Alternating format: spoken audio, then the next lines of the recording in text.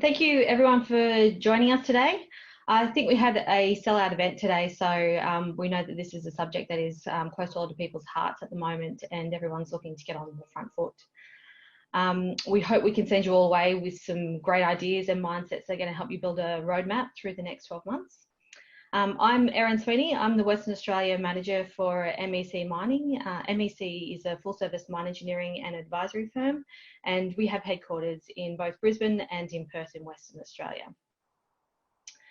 So during the COVID-19 upheaval, the mining industry has actually done a really incredible job at staying operational. But with the pandemic not concluding anytime soon, we really need to find a way to adapt to the new normal, stay profitable, stay sustainable, and most importantly, stay safe. And many of us entered 2020 with some high hopes that this would be the beginning of a sustained period of growth within our mining sector, only to find that we're facing probably one of the biggest challenges in the mining industry to date. We were well on our way to conquering globalisation, and in doing so, we found a rather large and obvious inherent risk. So now we find ourselves in the position where all the rules of the game have changed quite substantially, and there's not really a clear path forward. So we're seeing some of these restrictions end, and there's no vaccine in sight just yet. We're hopeful there's one around the corner. So there's an increasing amount of unease in our community about how we're going to go about our business, knowing that we may have a second or even a third wave or any other further disruptions that are going to come our way over the next year or so. So before we kick into it, I'll just go through some housekeeping. First of all, as we go through the discussions, I know you're going to have a lot of questions. So if you can use the chat box, which should just be down the bottom of your screen, just ask any questions to the panel. We're going to collate these as we go, and then we'll have a session towards the end of the webinar where we'll be able to address them. And just secondly, the advice that the panelists are providing is representative of their own opinions as well. So just please keep that in mind if you intend to use their advice. So with all this in mind, let me introduce you to our thought leaders today. So first of all, we have Andrew Glass of Avatar Commodities. Andrew is a proven innovative business leader and builder across a range of disciplines with a focus on commodities. Andrew has a diverse career in international commodities for over 25 years. He has been posted in 4 continents in a variety of disciplines and with a range of trading and financial organisations. He's leading and developing business practices, creating sustainable value in varied products and services. Next, we have Christy Young of Pwc. So Christy began her career as a mining engineer in 1996. Today, she's the Director of Resources, Clients and Markets at Pwc. She also sits on the board of the Petroleum Club in Western Australia, is a member of the Chambers of Minerals and Energy WA's Diversity and Inclusion Reference Group, and is a graduate of the Australian AICT. Christy is passionate about mining and enjoys working with clients to solve important problems for the benefits of companies, industries and the community.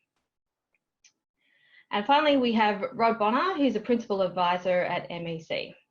So Rod has over 2 decades of experience working with clients and contract providers across a broad range of commodities and operations. So he has worked in all parts of mining across the chain, along the value chain. So Rod specialises in long-term and life of mine planning, equipment selection, logistics planning, cost estimation, financial analysis, and mergers and acquisitions.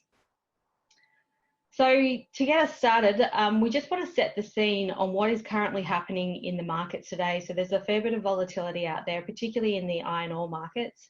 Christy, we might start with you. What are you currently seeing out there in the markets, and what is the future impacts likely to be over the next 12 to 24 months? Thanks, Erin.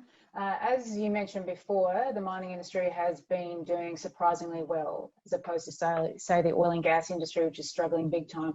That's primarily, or one big factor is probably due to the fact that the government has indicated or categorised mining as an essential service. So really, the industry has been able to carry on producing. What has changed is the way in which we're working. And I think it's actually enabled companies to think about that and to fast track some of the things that they would have ordinarily taken a lot longer to do. But the iron ore price is actually doing pretty well. Same with gold and some of the other commodities. So I don't think from a commodity price perspective it's impacted as much as some may have thought. but I suppose the government's to be thanked in that regard to allow companies to continue to produce. So that's interesting. Next 12 to 24 months, that's somewhat unknown. I guess it depends on how COVID plays out long term, whether there's a second wave. There's a whole host of other factors in there. Maybe Andrew has a few more things to add to that as well with regards to iron ore in the markets. Thank you. Thanks very much for the opportunity today to join this conversation. Look, I think, the way that COVID has behaved thus far, it has created significant ramifications, obviously, through the whole market, regardless of underlying, as we know. I think it's definitely a story of two different markets. China's response now, as we sit here, has been astronomical. We've seen one of the best data points I like to look at is new car auto sales, because that is a fantastic data point to talk about the people's confidence, because it's the biggest depreciating asset that anyone buys. And new car sales in China for April were back over 2 million units. Now, it got as low as 300,000 units in February. So seeing them return at this speed it's showing up in the iron ore price at the moment, showing up in the equity prices of producer stocks. That juggernaut is starting to get back on track. So that's one story. But on the other side of it, you've got the rest of the world who are seriously struggling here. We're getting blast furnaces shut down in Japan. Nippon Steel just shut another 6 last week, I think. We're seeing India, Brazil, Europe, Middle East, all struggling like hell. So all these cargoes being deviated and heading to China. So I think that's probably the biggest thing that we're seeing at the moment. But the good thing for the mining industry is that the prices, particularly of iron ore, have held up extremely well under the circumstances. So it's a really complex story, past, present, and in particular into the future. Rod, any key indicators for you at an operational level? I think, as to reiterate exactly what Andrew and Christy have said, is the mining industry, specifically in Australia, has done incredibly well. Operations as usual have just carried on. So has there been an impact because of COVID? Yes, in the way you operate, but not on site sustainability. Whether sites will remain sustainable and viable in the future totally depends on what the market does. As Andrew said, yes, Australia has weathered the storm well. However, other countries, haven't weathered it as well. But on the flip side, there are a lot of people that I know in Europe especially who, because of the lockdown, who have managed to retain their jobs, have actually been saving money during the whole period. And the comments to me have come back that their bank balances are higher than they've ever been. So the question is, will that money be released once this is all over, and will that then encourage further growth in the economy? It's crystal ball gazing, but I hope it will do. That's what I think anyway. So I might turn back to you again, Andrew. What kind of indicators are we looking for in the market that the tide is turning, that we're actually returning back to a pre-COVID market state? Like Rod and Christy was saying too, the mining industry has done extremely well here. The fact that WA kept the industry open, kept it moving as a critical business, and the same with the rest of the world too. Largely, mining's been kept open. A lot of questions about Brazil's behaviour here, and the politics in Brazil, and I think Brazil's one that deserves particular focus as we look forward here as well, because I think that will become unfortunately the new epicenter. So what kind of impact does that have on seaborne trade? I think that we hear a lot of this talk about going back to a new normal. I don't think we're going back anywhere near what we were before, for starters. So I think, and this leads into a very interesting conversation, which can go on a kind of a tangent as well, about digitalisation and changes in the industry and how we're going to come out of this and how we're going to be forced to evolve. I think it's going to have structural shift in potentially how leaders operate. I think this is a fantastic opportunity right here to live values. A lot of the mining industry has very laudable values, in particular around safety. And if we think about safety, safety now includes safe distancing as well. So what kind of impact does that have on work teams, production rates, the whole logistical chain? So there's a lot of things that we're going to have to work out. But it's, like I said, it's highly complex because we're looking at supply side. Sorry, my screen's are reversed. So you're looking at the supply side, but you're also looking on the demand side as well. I think that we're going to have a lot more localization going on. Politics are going to change. This globalization was mentioned earlier. I think Christy mentioned globalization. I think it's going to move to localization. So does that stimulate domestic production capacity and manufacturing, etc.? I think it will. So I think we're not going to a new normal. I think we're going to have significant structural change across the whole ecosystem. So we're going to have to be nimble. We're going to have to be entrepreneurial. We're going to have a solution mindset. We're going to have to collaborate. And hopefully this also has significant impacts for diversity and inclusion as well, and starts to change the mindset on leadership and contribution and how we can all work together. Absolutely. Christy, any further thoughts around? Yeah, I agree with that. It's interesting. I've seen BHP and Rio Tinto come out in the past week or so, actually questioning, do we need to have everyone in the office anymore? I think I found it quite interesting in that a lot of the big companies have wanted to change and have wanted to sort of work in a more agile way. And certainly for those who work in the big offices, there's absolutely no reason why they can't do that. But now that they've been kind of effectively forced into that way of working, now that they've lived it, they're actually saying, wow, actually, do we need to go back to the way that we were? And some companies like the company I work for and other big four, they've been working in that way for quite a while. And it is doable, certainly if you're in a role that you can. So I think companies are now starting to think about the future of work and what that looks like. And I mean, a lot of like BHP and Rio, they've been controlling sites from their house, you know. So I think all of that in terms of where do we work from, what's the most efficient, how many office spaces do we need, do we really need to rent all that space, but also for the smaller players as well, that it is okay to work in a flexible way, and it's about outputs. It's harder on site, but there are some things that can be done in that regard. But yeah, I think going back to the way it was probably won't. I don't believe it will go back to exactly as it was. Yeah, really interesting perspective. So we're starting to really see significant change in the way that we work. What are some of the big key factors that we're doing at a strategy level that are going to help us deal with the current crisis and as we look out for the next 6 months of significant amount of change? So we might start in the operational space with Rob. Hi, thanks again. That's a very, very good question. I think I'd like to almost look back 10, 12 years to the GFC. And did we learn any lessons coming out of 2008, 2009? One thing that has been proven beyond doubt is that penny pinching does not work. Cutting the water bottles out doesn't work. Dropping 2 or 3 people off site because it looks good doesn't work, because it might save you cost, but it definitely damages your organisational health. What I think we need to be doing going forward is ensuring that we have even more digital redundancy across our sites. We've got to set a baseline where we can leverage and use that as a springboard to things such as automation, autonomous haulage and everything else. And I understand that comes with different challenges for the size of operation you have. But we also need to start probably looking at and better understanding from a mining perspective what our true cut-off grades are. Because in the end, a mine is about generating cash. And the more cash you can generate, the more sustainable you become, the more you can reinvest. So it's a dirty word in the mining industry, but rape and pillage, high grade and everything else. I'm not saying rape and pillage, I'm not saying high grade.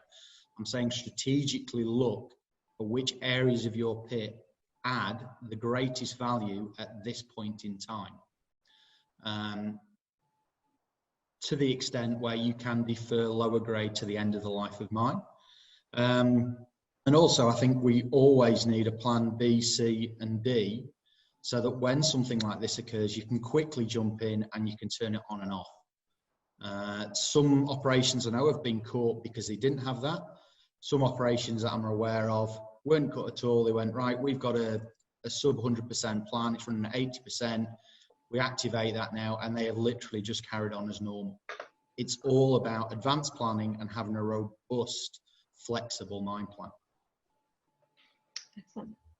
So coming at it from a more, I guess, strategic level, over to you, Andrew. So what should some of the companies who are particularly in that tier 1 to tier 3 space be looking at doing to be more robust throughout this next 6 months or so? Thanks. I think a very good word that Christy used just before was agile. I think that's very key moving forward. I think what Rod was just talking about then too, regarding scenario analysis, is extremely important. And that's not just from the mine planning side, but that's across the whole operations, be they commercial. So looking at what's going to happen with China, what are case 1, 2, 3, etc., how they're going to position for that and get on the front foot. I mean, those companies that are, and leadership that is agile and that is solution focused. And I think there's a need to think beyond a certain addiction. I think I see a lot of the time to standard operating procedures and structures. The rule book or the structures that we're used to having, a little bit thrown out here, right? I mean, we're in a whole new world, and this is what we're going back to, sort of the new normal, and there's not a normal. There's no rule book for this, right? So we need to think innovatively, we need to think creatively, we need to come up with solutions, and that requires people thinking outside the box. I think in the mining industry, in this tier 1, tier 2, tier 3, whatever tier it is, I think there's a certain reliance on standard operating procedures and set ways of thinking, and it makes full sense. I mean, safety is number one priority, as it should be, and safety on mine sites is large. I'm not from mine sites, and that's not my background, but I worked in a big mining company, and that safety is always number one, and for very good reason. And standard operating procedures facilitate that in operations. The trouble becomes, and where the rub becomes, is when that moves into the commercial sphere as well, because there's not a standard operating, it's more like art than it is a process. And I think that's the kind of skills that are needed now. So embracing those skills by tier 1, tier 2, tier 3, whatever participation it is in the mining area, opening mines up. There's a place for the procedures, but there's also a place for starting to think creatively and working out what your customers need, what your suppliers need, and working collaborative with them to achieve that, because the whole ecosystem is going to need significant support here. I think there's a question that we're probably going to come to a little bit later too that sort of addresses some of this issue as well.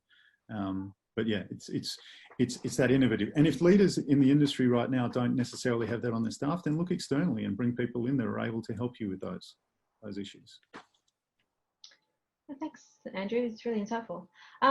Christy, what are you seeing out there in the market? What are some of the big players currently doing, or what's the key advice that you have for these players? Yeah, look, touching on or following on from what Andrew is saying, absolutely. It's about, I think somewhere along the way, a lot of companies have lost the trust or haven't trusted their people or understood that their people have brains and can think for themselves. So yeah, of course, it's great to have policies and procedures on paper, but I think safety from back in the day when, I used to work on site and it was, have you checked your vehicle? Yes. Okay, cool. And you'd actually have to really engage your brain a lot in order to behave in a safe way. So I think policies, procedures on paper, yep, that's all great. But I do think companies are actually realizing, hang on, if we don't have our people, we don't have a business here.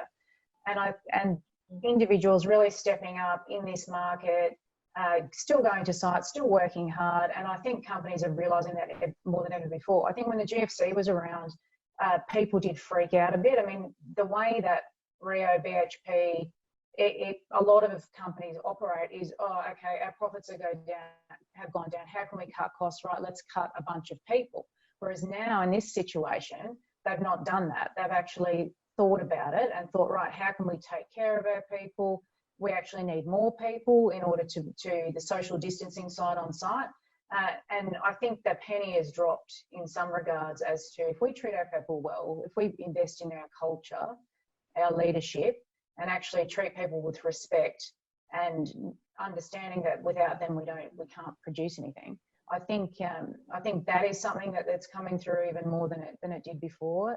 GFC, we weren't as connected either. Now we're very connected. We can work remotely quite easily. We can So I think the landscape around the tech digital side has shifted, and I think companies' mentality and mindset is shifting with that, which is good.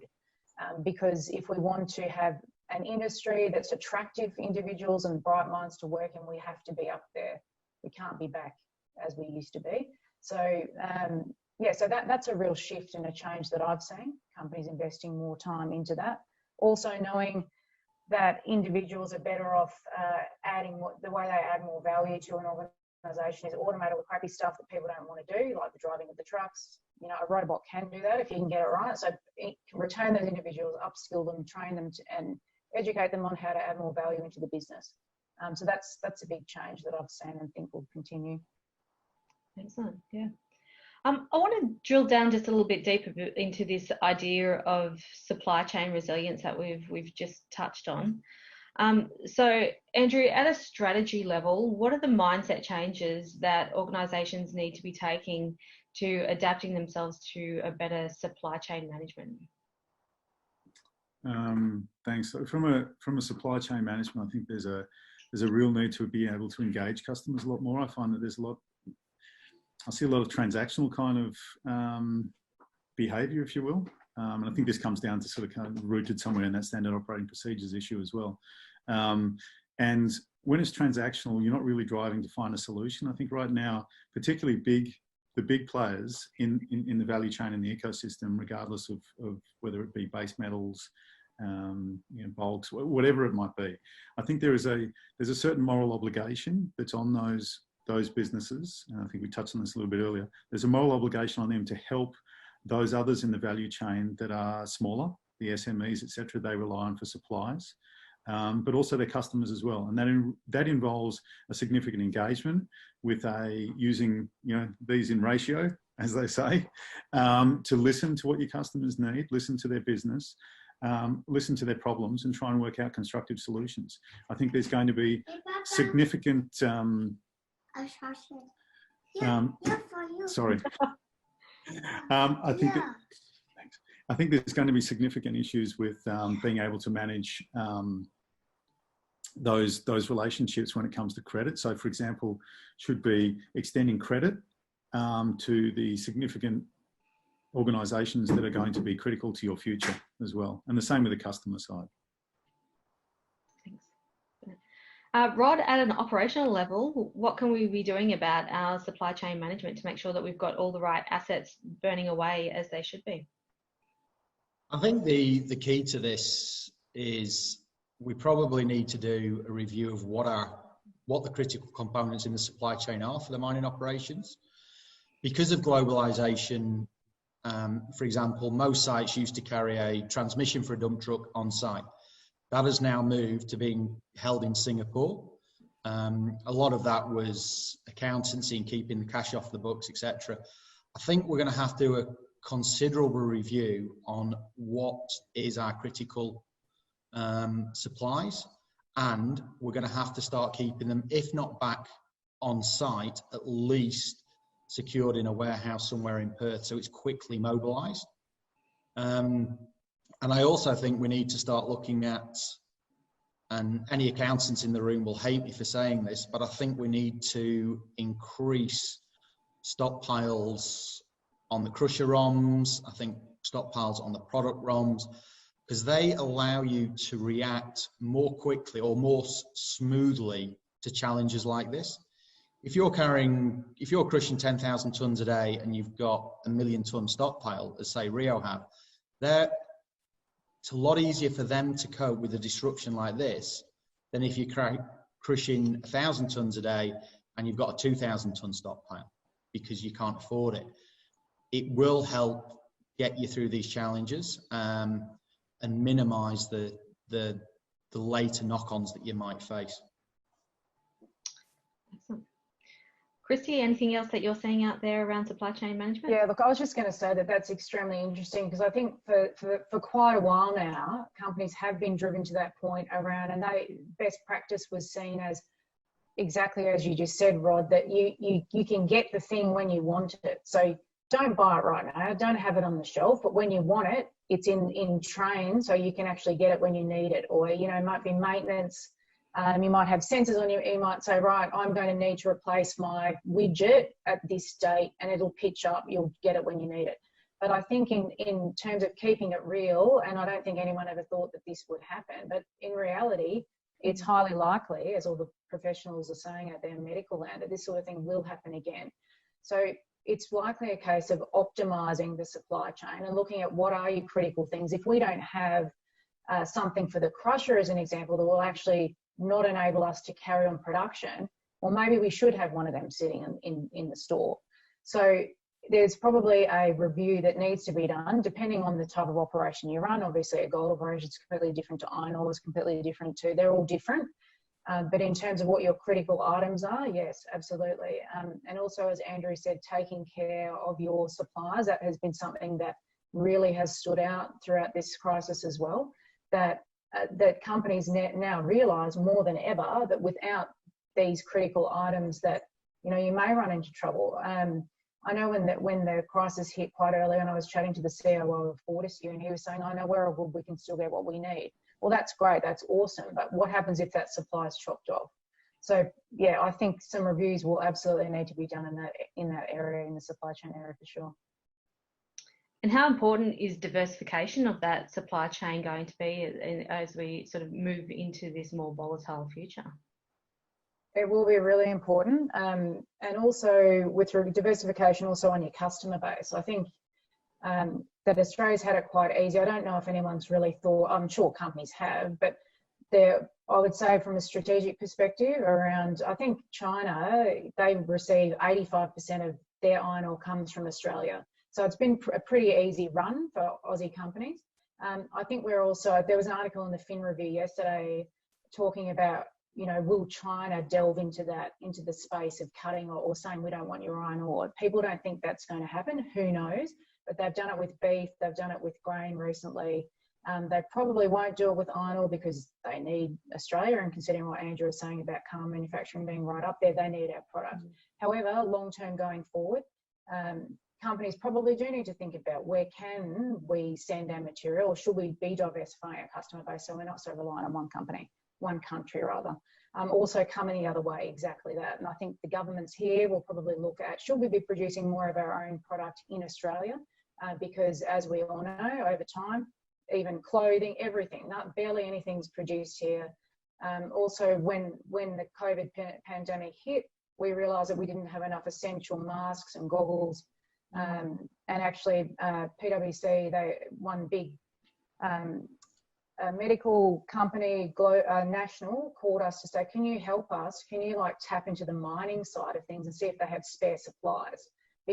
So I think Australia as a whole and all the different stakeholders do need to sit down and have a good hard look at, you know, where are we sending our product, where are we getting things from, and maybe look at diversifying some of that in order to mitigate risk and ensure we're sustainable as a country.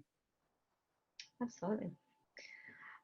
Just to follow that line of thought just a little bit further, how can the mining industry leverage the great work it's done through getting through COVID, applying a significant amount of financial support to Australia to get through the next 12 months? So how can we leverage this to win back some support of the public or further increase our profile with the public? I'll direct that one to Andrew first. Thank you. Sorry about that earlier. Look, I mean, I think everything that Christy was saying then too, regarding diversification, both of the supply side and the other side, I think we're learning a lot from this crisis and how we position ourselves. And the diversification of customers, I think as we come out of this, we've learned some pretty serious lessons on that concentration risk, both on the supply side and the other side. So I think we also have this exposure on the supply side to China being the origin of a lot of products. Even if we think we've got diversified supply, like 3 different suppliers for argument's sake, we may find that the widgets that go into the product that we buy from them is actually all originating in China anyway. So you end up with a geographical exposure. And I'm not sure that that's been thought through enough. So it's exposing these problems And it's not to say we can't find solutions. I think it's going to be good for the economy coming out of it too. And that means supporting, as we've sort of been talking earlier about, supporting domestic suppliers. They're providing domestic employment as well. And this is part of the reason I think politics are going to move away from globalisation so much to localisation. If you've got the option of paying a third more for some manufacturing group that employs 13 people in Shepparton or something in regional Victoria, then do it. And you're going to get a lot of support both in the community and politics for doing that, to stay within the same ecosystem. And we talk about sort of the circular economy. There's a lot of that involved in this as well. And I think moving forward, the other opportunity there is right now is for the industry to really, and we touched on this earlier about values. Leaders can really live their values. They live them within their organisation, and by participating and doing the right thing, they can show that they're doing it outside their organisation as well, by helping the SMEs, by contributing to society, doing exactly what Christy was saying about helping with the masks. Andrew Forrest has done a very good job on that. There's other issues, but he's done a very good job by tapping into that for society. Because the other thing too is I hear constantly in a lot of mining seminars is about talent into the future. For the next 10 years, the young people really want to come and join the mining industry ecosystem. And I hear that's a challenge. Now is the time to make history, to really show that the values are being lived, and to attract new talent, because people remember this will get studied for decades, what happens now, and you're writing it right now. So there's a huge opportunity to shape the future right now. Absolutely. So I guess with that in mind, we'll turn to what we're going to do to take all the lessons that we've got right now into the future. So we know that black swan events are not as infrequent as we originally thought. So already in 2020, we've had to deal with quite a few, and we had floods and droughts, and those continue to happen each year, and the environment's becoming more and more volatile itself. So as we look at this, whether it's a virus or it's some unknown that's going to come, and we're going to have to tackle that next. What is the role of innovation, technology, digital transformation in this new normal world that we're looking at? So we maybe might start with the operational focus with Rod.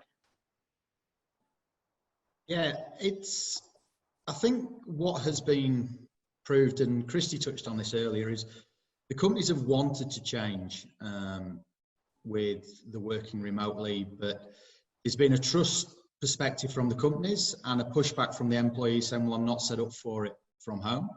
Because of this, everybody's basically can now do it. And also the companies are seeing that they can trust their people to get on with it. And the people are going, actually, I can do this, and the small investment I've had to make has worked. I think the key going forward is, as I mentioned earlier, all the companies need to invest in their digital infrastructure. Now, I'm not saying that's investment so they can set up autonomous haulage, because that brings a set of challenges that is unique. But what it does mean is they can limit the amount of people going to site.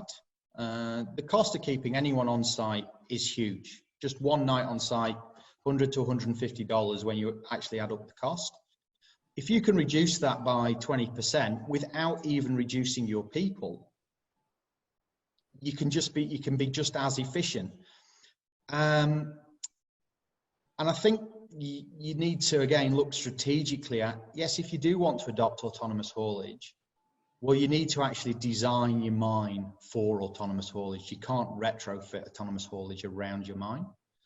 I think those are a couple of the keys that we've got to do. And also, some of the operating procedures that have been developed, I would be encouraging a lot of mining companies to look at. I mean, I've got friends who've moved from an 8 and 6 to a 2 and 2 roster. Well, the cost to the company has been absolutely zero. The flights are the same. Okay, theoretically, a person is working 7% less a year. But the friends I've spoken to said their productivity has gone through the roof, and they know when they've got 2 weeks off is actually a time to recoup and be fresh for going back to site. So I'd like to see a change in that. And as Andrew's already said as well, companies have to genuinely start living the values. And somebody once quoted, and I'm not making this up myself, it's if you don't live your values, they're not values, they're hobbies. So you've got to live those every single day. And as Andrew said, they're not just about your people, they're about all the people you work with throughout the mining industry, and especially your contractors. The first person who always took the hit was the contractor. Keep your contractors engaged because you genuinely rely on them. Thanks, Ryan. So, Andrew, what are you seeing out there in this innovation and transformation space that's going to be a real game changer and help us avoid so much disruption for the next Black Swan event? I mean, I not speak for as you know, Rod's the expert on it, and Christy on the operation side of things. But from the commercial side of things, I think there's a lot that can be learned. And this is where I talk about sort of innovation, creativity, engagement, collaboration. I've seen a lot of work in the digital space that's been taking place, almost trying to reinvent the wheel for the mining industry. I think there's significant advantages to think across. I mean, I spent most of my career in agriculture, but the agri people are moving dry bulk product as well, just in a smaller volume, highly fractionated.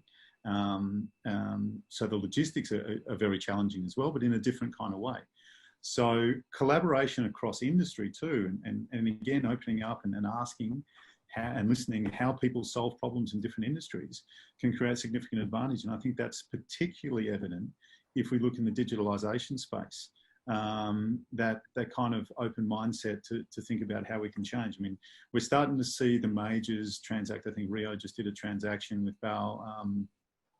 BAU just was announced. I think I saw something on LinkedIn yesterday as well, but it was this week or last week. And that's significant. That's a significant step forward. But it's not just them; it's the other majors as well. But they've been super slow at taking this up. And I think that there is this kind of concern about going onshore in China and distributions in China, and things are going to have to change significantly. And going back to diversity and talking about your customers and having solutions and geographical diversity, that's all going to require a whole different level of interaction, which can be extremely or helped extremely by digitalization and more efficiency. Blockchain, there's a whole range of it, of complementing sort of technologies to help there. Christy, yourself, I know this is a passionate subject for you, digital transformation in our mining industry. Yeah, look, I think one of my mottos that I live by is keep it real. So, I mean, there are a whole host of different technical solutions out there, but really it's about, and I think we need to bring together the old, people, process, technology. So a lot of the times too, companies will run off and spend a lot of money in the office on innovation, right? But then when they take it to site, people are like, what is this? So you really need to make sure that you're integrating site with corporate and actually tackling the real issues and looking at the value. I think, and especially for the mid-tier and the smaller companies, a lot of them run by practical mining engineers and geos, and that's fine, right? And myself being an engineer, you're only going to spend money if you can realise value from that. So there's all these fancy things out there. I think it's a case of looking at your whole value chain from start to finish, looking at maybe identifying some of your key losses or where you can actually really make productivity gains in those areas, and looking at what technology you need to enable that improvement. I think it's also interesting that a lot of companies, they think they want a digital mine or they want to digitize things, but when you ask them what that, when you say, if you can have whatever you want, what would that look like? And they can't quite articulate that a lot of the time. So I think technology is obviously awesome, and we will need to be using more of that, but it's using it in a smart way, in a way that adds value, not just because it's a cool drone that you want to whack in.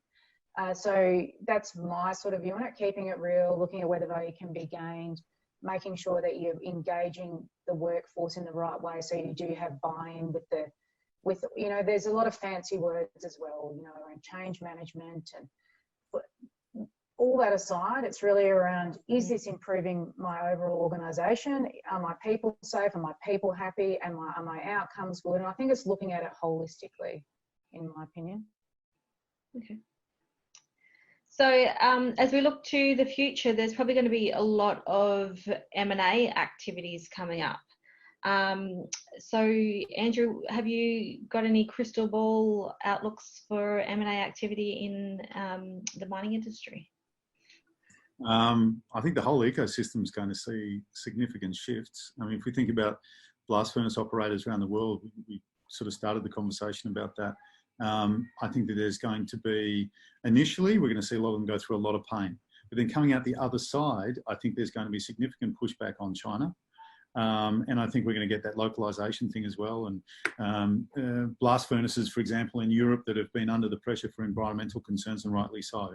I think people will go, hang on a second, we want to make sure that we've got them operating, albeit slightly differently, and we're going to look at new technology, and I think this is going to require a lot of government support as well. So I think they're going to go through a very tough time, but they're going to come out the other side. Now, this comes back to the decisions that are made now as well, because you should be looking at which customers are going to be critical to your business, and mine's are big long-term projects, obviously, right? And we're talking decades beyond. So who are going to be your critical customers moving forward, and who are you going to support through this? Japanese who are shutting down blast furnaces, are they going to be critical? So that scenario analysis and working out who you're going to supply. Now, the critical thing here too is, and the same on supply side, you could be pre-financing effectively offtake agreements to keep that example of the small sort of machine tooling operation in Shepparton open and employing people. So again, it's very people orientated. But the thing is, you can actually create structures which have convertible debt in them as well. So this gets into the M&A through the ecosystem along and up and down the supply chain. If you're a big operator, I believe you've got a moral obligation to help them stay alive and to help people keep employed. Now, if you prepay an offtake, for example, like what happens with juniors, third tiers deal with trading companies, they do an offtake agreement over 3-4 years with a prepayment there so they can spend the money they need to on the new crusher or whatever it may be and expand their mine. Same principle applied to suppliers, for example. Prepay them, have an offtake agreement with that supplier, but then have convertible debt in there as well. So if need be, you can actually step in and take control of that supplier, but they're critical to your supply chain anyway. You can even make it tripartite, where you get the investment community involved in financing that, because if they finance that small person or that small operation, but they know that there's a big organisation on the other side with a 3-year offtake, that's gold dust to those guys, right? So particularly if they believe in that business. So there's a lot of things that can happen now in the M&A space. So it's a matter of keeping ears open, eyes open. I do a lot of work with some of the hedge funds, and they're watching very, very closely here for opportunities that are going to arise, because asset prices are going to, they're all over the place as we see in the share market, right? And that's providing significant opportunity. So you got to be sharp, you got to be fast, got to have your network moving. Again, we're getting back to innovation, creativity, thinking outside the box. Thanks, Andrew. So, Christy, I know this is going to be another subject that you're going to have some strong views on as well.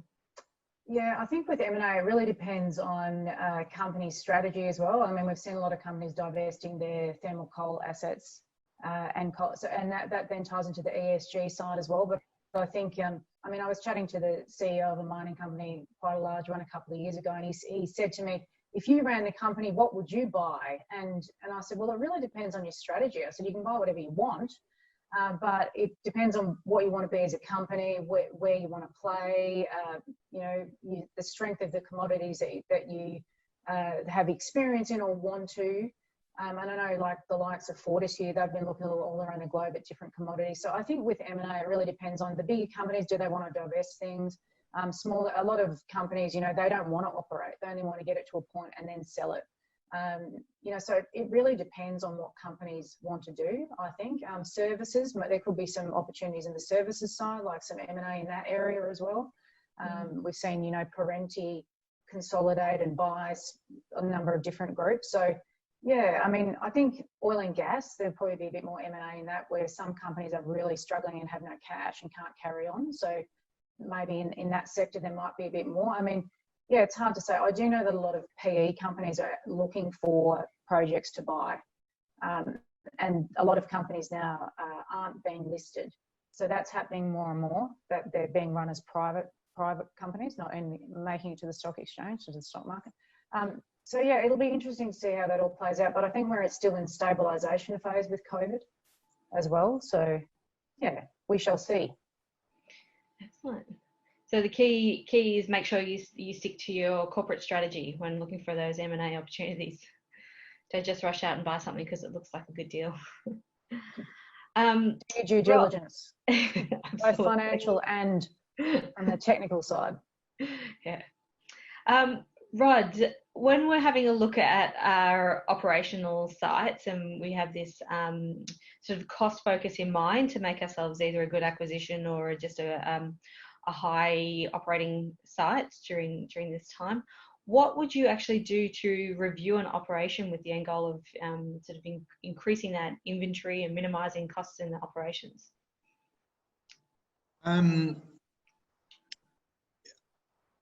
I think the key to this is, and I'm not going to lie, I went on a course recently run by Gerald Whittle, so a lot of people in the mining industry will know the course that I'm talking about. There are some of the theories in that are a bit out there and probably would never ripple through, but I do like the integrated optimization process. And it's almost, I'm about to say something that to a lot of people is completely against anything we've ever done in mining. But maybe, for example, in gold mining, recovery isn't everything. Most processing plants it's recovery, recovery, recovery at any cost. But no one ever seems to do the equation of, well, if I drop the recovery and increase the throughput, and therefore I can generate more gold at the end, then I can add value that way. And then people say, oh yeah, but then it's all going to tailings. My counter argument to that would be, look at how many people have made millions and millions and millions of dollars by reprocessing tailings dams around Kalgoorlie over the last 20 or 30 years. The reason being, over 20 or 30 years, the technology has changed, and what was once resource has now become reserve. So I think you need to look at that integrated optimization approach. And I think you also need to look at, there's been a big drive from companies to increase R&R. It's all about, I've got more and more and more and more in resource. But how much of that is actually convertible to reserve? I would like to see a lot more companies concentrating on that conversion from resource to reserve. Excellent answer. So we might move to some of the questions that have been filtering in from our audience today. And there's a few challenges there for our supply chain fanatics. So for Rod, one of our attendees wants to say to you, it seems that you're looking to manage supply chain risk with greater inventory, but isn't that only a short-term buffer rather than a longer-term approach to crisis management? I think that's a very fair point. I think my point was more of, in the world of globalization, supply chain risk was getting lower and lower and lower. I think in what is going to be the new normal going forward, we can't depend on the fact that we can just get something out of China, we can get something out of Singapore in 2 weeks, in a week. You're going to have to take a whole view across the entire mine site, and you're going to have to take a risk-based approach and say, really, what are my critical items? And was it in my risk analysis last year that anything greater than 3 days delivery was critical? Therefore, you can bring it in. Do I now shorten that up to 1 day? And you just review the processes and systems that you've got in place. And every company will have to make its own risk-based review and decision on what they want to do. Excellent. So we have a question. I think we may have touched on it before, but it'd be good to circle back. So with respect to supply chain, what about considering bringing back some manufacturing, especially critical items, back home? Is over-reliance on the global supply chain not too risky? So maybe we might start with Andrew on that one. Thanks. Yes. That's the simple answer. Look, from everywhere, from business sense to politics to employment, from whichever way you cut it, I think coming out the other side of this, there's going to be a lot more push towards localization, and so there should be. There's a concept a friend of mine was telling me just the other day, probably you all know it well anyway, was kind of like a diamond exposure on supply chain. That's where you think you've got multiple suppliers, but then and it looks like it's a nice diverse supply chain, but then you find out that it's all rooted coming out of one geography or one supply, one critical supplier. So if that one goes down, you're in deep trouble. So I think we're going to have situations, if you think about Europe, maybe a German auto manufacturer. They're all over the world. Pharmaceuticals as well as a classic example. So we can learn from other businesses, right, and how they operate. They have high diversity globally of their supply chain, but I think they're going to have to make sure that they've got within the EU critical supplies, even if they have to pay more for that. So I think it's going to reflect in price, cost of operations, but I think that the risk reward profile, and like we've said too, this pandemic is unprecedented, but are we likely to see potential second outbreak, something else like this? So that scenario analysis and planning for that's going to be extremely important in the future. And I think those that get on the front foot now too will have benefits, both from a political standpoint, from a subsidy potential standpoint, from an employment standpoint, and for talent later on, because they're living the values, right? Which you're going to get back to that, which is very important. Excellent. Christy, any views on supply chains at home? Yeah, I mean, absolutely. I think we should be, in my opinion, producing more of those critical items in Australia. And I think, when we look at companies that are listed, yes, that they're there to, provide results for the shareholders. But I think if we look more broadly around stakeholders and who they all are, and the fact that ESG is becoming, environmental social governance is becoming even more into the fore around what investors expect from companies.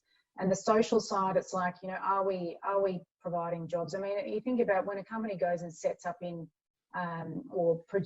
starts a mine in Africa, there are certain things that they have to do in order to be giving back to society and employing the locals. And I mean, so in Australia, yes, we rely so heavily on other countries for our products. And a lot of the time too, I think the assumption is that it's too expensive here. And a lot of the time we don't actually put the work into doing feasibility studies around whether or not it is, especially when so much is automated now, because yes, wages are more expensive, but if we can automate a lot of this production, it may not be. And so I think the time has come in to actually look at some of these things more closely and look at all the different factors, like the risk of supply, the cost of doing it here. And I think a lot of the times, if we're honest with ourselves, it might be a case of saying, well, we just won't make quite as much money, but we still will make money. And also putting the narrative out there to shareholders that, you're doing all these other great things. It's not all about the return. And I think as time progresses, that the return will be more dependent on those other softer side as well, not just purely on the dollar. Yeah. So we're likely to see more of a mindset around pricing certainty into our supply chains as well. Yeah, that's right. And also too, I think the government, it'll be interesting to see what they do. I mean, there's certain countries that have great incentives for people, doing things in their own backyard. So if the government was to look at incentivizing companies or people to actually do that here, I think it's going to be interesting. I mean, when you look at WA too, we have all the commodities in our backyard to build batteries, yet we don't do that. Yeah, of course, it's going to be difficult and expensive. Let's have a good hard look at whether that's actually feasible. Yeah, excellent. So we'll just take a quick tap over to an operational focus. So for Rod, any other tips on minimizing costs in operational environments right now rather than penny pinching?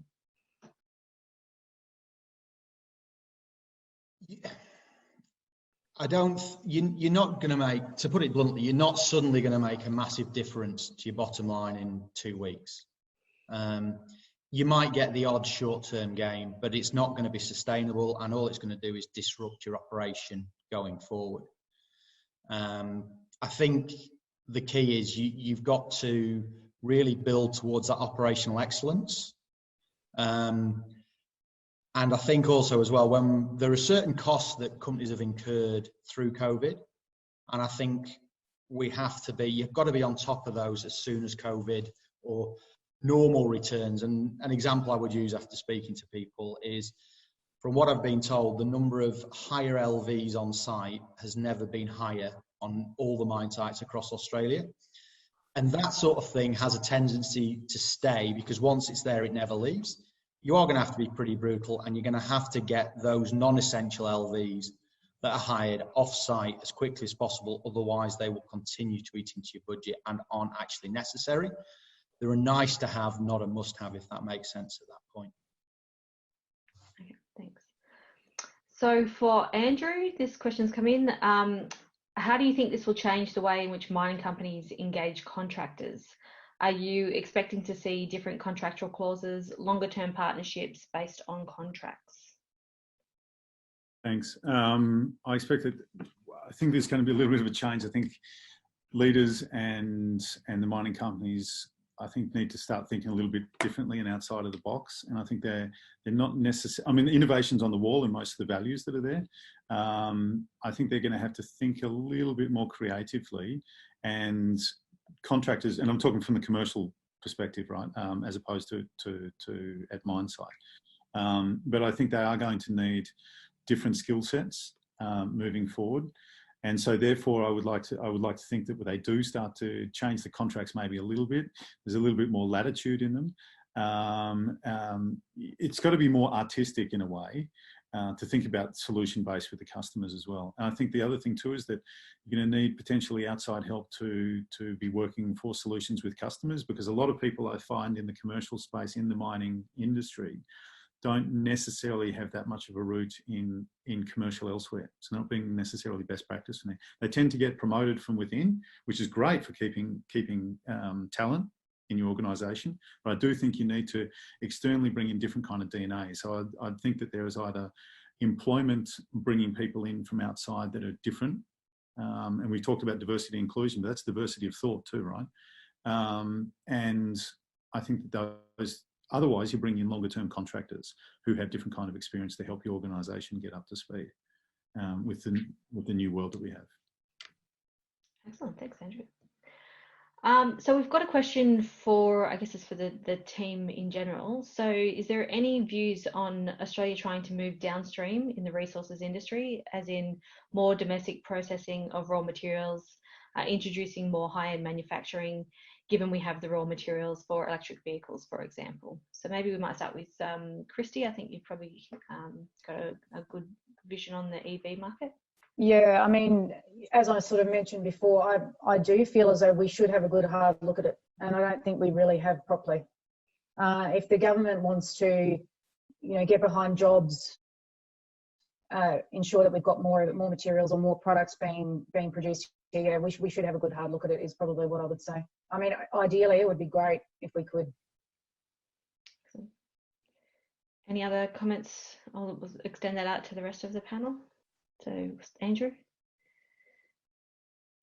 Sorry, you just helped me. Yeah, look, I totally agree. We should be doing that. I mean, you look at Fortescue's talk about their new Iron Bridge project and that high-grade product that they've got there. And again, I'm not an engineer, right? But I mean, if they were able to pelletize that, I think the world's looking at the steel value chain, how it's going to evolve, but particularly from an environmental standpoint when we kind of come out the other side of this. So I think the favourite to move away from sintering if we can, as much as we can. So direct reduction, I think, is going to be supported within China as they evolve the mills. So the efficiency is going to start to change. So I think longer term, if we were to look at, for example, pelletizing within Australia, and then be able to send out a more refined product to China, which is more environmentally friendly too, because we get a fair bit of kickback from that perspective as well for our exports. So yeah, I totally agree. Excellent. I might just do one last question and then we'll look to wrap up. So this one's a bit of a tricky one. How does the diplomacy relations between China and Australia affect the mining industry with ScoMo's investigations proceeding? So maybe we'll start with Christy. Yeah, I suppose I touched on that earlier with the fact that I think, and all different nations are absolutely required in the mix. But as I mentioned, 85, article in the Fin Review yesterday provided that it's correct. There was one of the bankers quoted to say that 85% of their iron material raw comes from Australia. So if they turn around and said, sorry, we don't want it, they're not going to be able to produce what they need unless they've got a supply source quickly to hand. So you would think that they probably won't play around in that regard. Yeah, but as we've already seen with beef and grain, those sectors have been affected because China's turned around and said, sorry, we're going to slap massive taxes on them So it's hard to say, it's hard to know, but I really think it comes down to the government doing the right thing, holding firm. We don't know for certain, but you would think that mining should be all right, but who knows? Any further outlooks from the rest of the panel? Andrew, maybe? Yeah, look, I mean, I think it's going to be very interesting to see how the politics plays out. I think that we have a danger. I just was talking about the steel supply chain yesterday, and a lot of questions about what's going to happen with what China produces. They may be hoovering up a hell of a lot of iron ore at the moment, and they are, for want of a better term, the dumping ground. So redirection of vessels that will go headed to Europe, to Middle East, to, I mean, Vale's sending the vast majority of their product, more than they pretty much 80% is now destined towards China. And China's just saying, yep, we'll take that, we'll take that, we'll take that. Yeah. There's no discounts either, by the way. There's not even have to negotiate a hell of a lot. I mean, the prices are stellar. So I think that's an indication too of what China needs. So spot on. But then where does that end up? And I think that's going to end up in finished products, particularly what we're seeing is steel milling margins for flats and HRC products that go into manufactured and autos are suffering, where rebar and what the government subsidises for construction and infrastructure, that's going well. So, but the problem is, where does all that manufactured product that used to go through export channels end up? And they must be producing a hell of a lot of it. And then those auto car sales, they were to car yards. That's not necessarily going into the consumer's hands yet. So we have to dig deeper into that kind of stuff. So they could be just an inventory can down the road.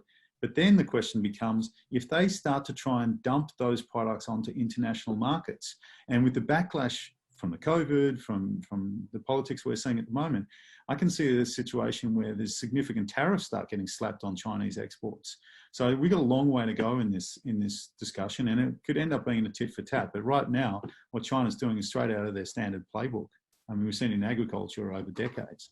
So they're trying to play the heavy hand, but if the rest of the world almost unionises, you could see a significant backlash on China. So it's going to be fascinating to watch how this plays out. And again, we get back to that nimble, agile kind of behaviour.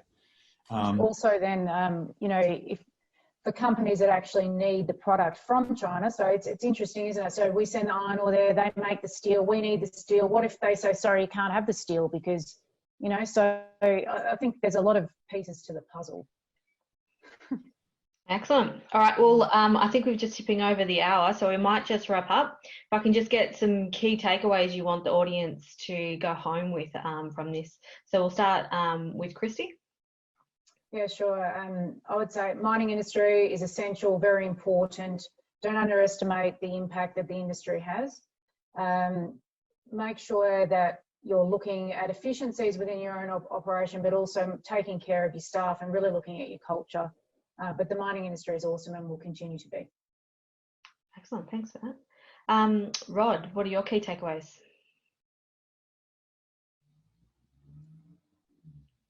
Sorry, very similar to Christy. I think the key for me is the companies need to be agile. They've always got to have a plan B.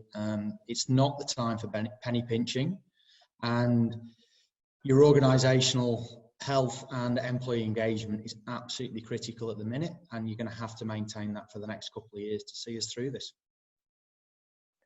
Great, let's look after our people. Andrew, final comments. Thanks. Kind of, you guys have said it already too. It's about values and it's about people here. And I think the mining industry is doing a reasonably good job at that right now, reducing payment and credit terms to their suppliers, for example. So I think they're doing a good job, but now is the time for leaders in this industry. They will be judged on this and history will be studied. And what the decisions you make now are extremely important to be living those values for the next 10, 20 years. So it's giving you a massive opportunity. First and foremost is looking after your people and your staff, totally agree. But then if you're focused on that and you're focused on your ecosystem right now and supporting that value chain, get the people in to help you think about those scenario analysis we've talked about now and to put in plans from their experience, diverse experience, to bring in with different kind of mindset, work with the team that you've got to develop those, so that you're ready to deploy innovative solutions, work with your customers, work with your suppliers, and really differentiate coming out of this. And you'll live the legacy of that for decades to come.